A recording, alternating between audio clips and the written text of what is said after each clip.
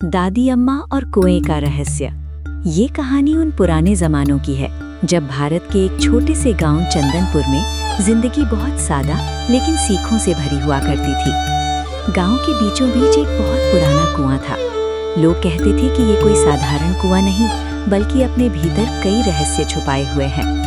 हर शाम गांव के बच्चे पीपल के पेड़ के नीचे इकट्ठा होते जहां दादी अम्मा अपनी लकड़ी की चारपाई पर बैठकर पुरानी कहानियां सुनाया करती थी।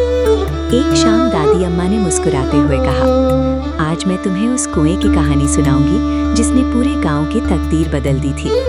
बच्चे उत्सुक होकर पास आ गए। बहुत साल पहले चंदनपुर गांव में भयंकर अकाल पड़ा।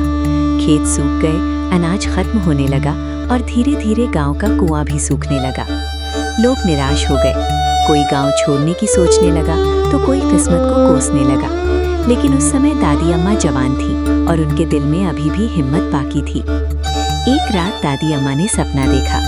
उन्होंने देखा कि कुएं के अंदर से एक आवाज आ रही है जो कह रही है, जो सच्चे मन और मेहनत से पुकारेगा उसे पानी जरूर मिलेगा।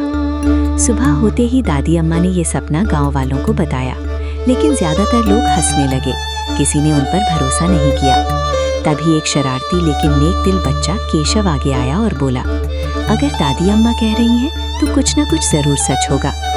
दादी अम्मा और केशव ने मिलकर कुएं की सफाई शुरू कर दी। वे दिन रात मेहनत करते रहे।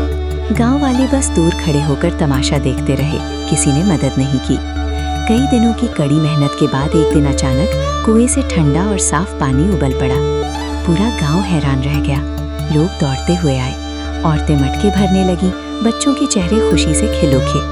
तब दादी अम्मा ने सबको इकट्ठा करके कहा, ये कुआं हमें सिर्फ पानी नहीं देता बल्कि ये सिखाता है कि सच्ची नीयत, मेहनत और हिम्मत कभी बेकार नहीं जाती।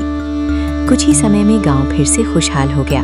खेत हरे भरे हो गए और केशव को सब एक समझदार बच्चे के रूप में पहचानने लगे। दादी अम्मा की इज्जत और भी बढ़ गई। कहानी खत्म करते हुए दादी अम्मा ने बच्चों की ओर देखा और प्यार से कहा, याद रखना बच्चों, जो दूसरों की हंसी से नहीं डरता वही इतिहास बदलता है।